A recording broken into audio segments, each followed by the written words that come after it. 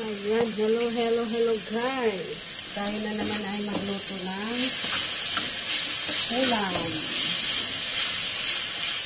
Ito ay beans pork.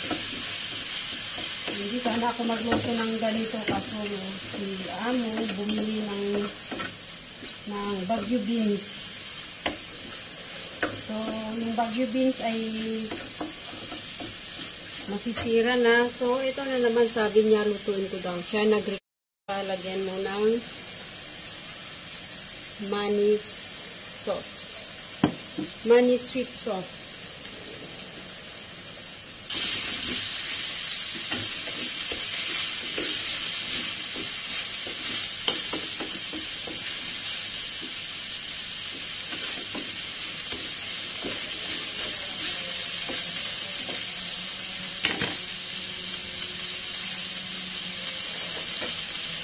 Takpan na lang.